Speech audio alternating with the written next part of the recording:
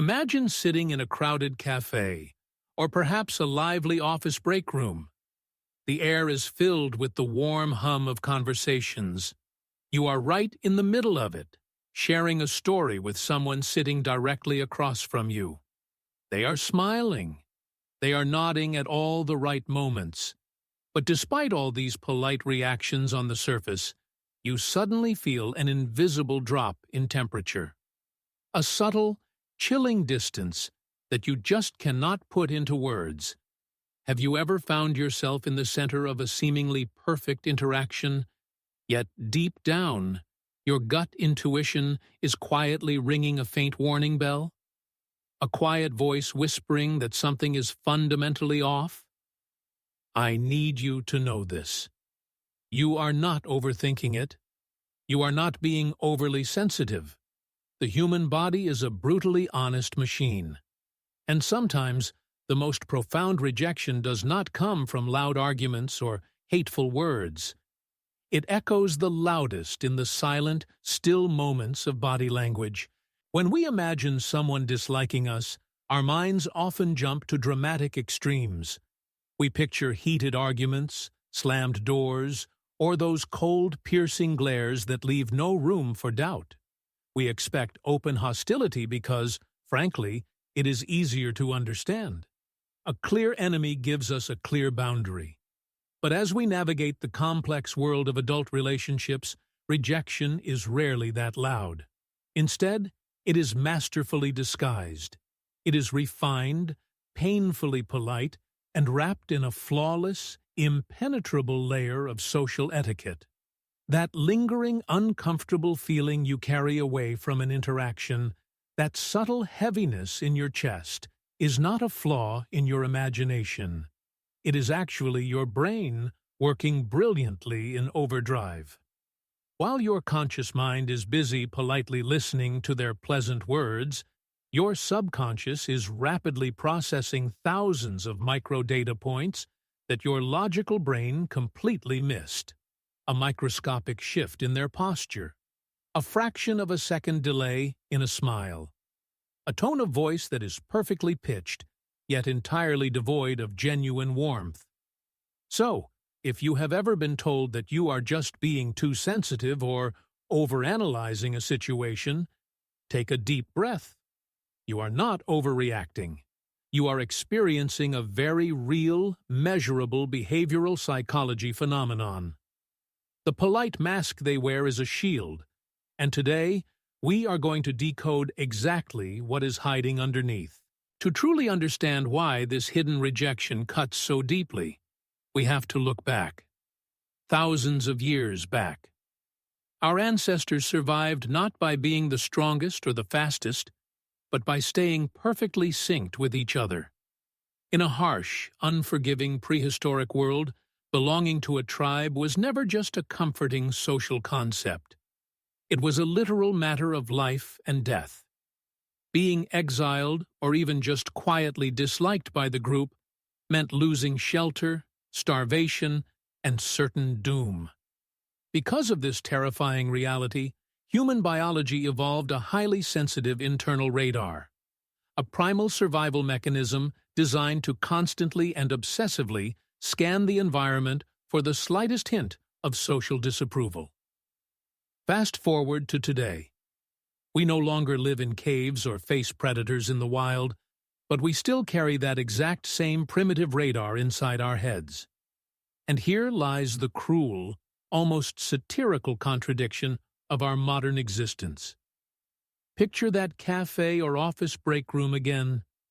Deep inside your mind, your ancient brain is sounding a frantic alarm, screaming at you that there is a threat, warning you that the person sitting across the table is quietly pushing you away. Yet, your modern body is trapped. You are forced to stay firmly planted in your chair. You have to maintain soft eye contact. You have to force a polite smile, nod agreeably, and take another casual sip of your coffee, all just to keep up appearances and preserve the fragile illusion of social harmony. It is a fierce, silent war happening entirely within you. You are aggressively suppressing your primal instinct, which is desperately searching for the honest truth and forcing it to submit to the artificial, polite rules of modern etiquette. This profound, unspoken clash between what your nervous system feels and what society demands you perform is the exact reason why trying to read someone who secretly dislikes you is so incredibly exhausting. It drains your emotional energy drop by drop, leaving you profoundly tired, isolated, and quietly questioning your own reality. So, when the polite mask completely covers their words, what exactly is our primal radar searching for? It is looking for the leaks, the tiny, involuntary moments where the conscious mind loses control and the truth spills out. Let us look closely at 5 specific moments of silent rejection.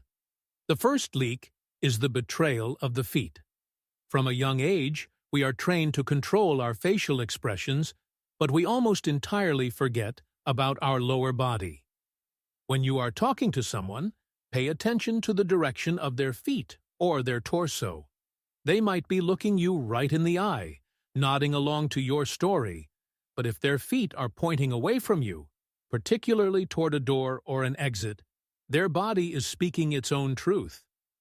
This is an unconscious manifestation of the fight-or-flight reflex. While their polite mind is engaging with you, their nervous system is actively preparing to escape the conversation. The second sign is the illusion of the smile. We have all encountered the Pan Am smile. It is the distinct difference between a genuine smile, known as a Duchenne smile, and a purely social one. A real smile is an involuntary explosion of emotion that crinkles the corners of the eyes and lights up the entire face. A polite, forced smile, however, only involves the muscles around the mouth. It is merely a mechanical lifting of the lips. When someone smiles at you, but the warmth never reaches their eyes, you are not witnessing joy. You are watching a highly calculated performance of rational politeness. The third sign is the fracture in the mirroring effect. Human beings are deeply wired to physically synchronize with the people we like and feel connected to. It is a beautiful, subconscious dance. If you lean in, they lean in. If you change your posture, they subtly adjust theirs to match. But when someone secretly harbors a dislike for you, this natural mirroring completely breaks down. They will remain stiff. Their posture will stay rigid, and their energy will stubbornly refuse to align with yours. By refusing to join your physical rhythm, their subconscious is actively rejecting the emotional connection. The fourth sign involves the construction of microbarriers. When our primal brain feels uneasy or threatened, its immediate instinct is to protect our vital organs. In a modern cafe or meeting room, we do not have physical shields, so we use everyday objects instead. Watch what they do with the items around them. They might casually slide a coffee cup directly into the empty space between you. They might hug a notebook or clutch a bag tightly against their chest. They might cross their arms under the guise of simply being comfortable. In the landscape of hidden emotions, these are not random gestures. They are unconsciously building a tiny fortress to defend their psychological space from your presence. The fifth and final sign is the flat response, a total communication freeze. They are never explicitly rude. They answer your questions. They say exactly what is required. But their words are entirely stripped of emotional hooks. A healthy conversation is like a game of catch. You throw a thought, and they throw an idea back for you to catch and build upon. A person who silently dislikes you will simply catch the ball and drop it. They offer no follow-up questions. They provide zero details for you to dig into. They do not fight with you. They just politely yet relentlessly starve the conversation until it dies. When your primal radar successfully detects these silent walls, A tragic psychological paradox usually begins. Instead of gracefully walking away from the closed door, our fragile ego panics. Deep down, the sudden realization of being disliked triggers an intense, ancient fear of abandonment. So, what do? We overcompensate. We laugh a little too loudly at their jokes.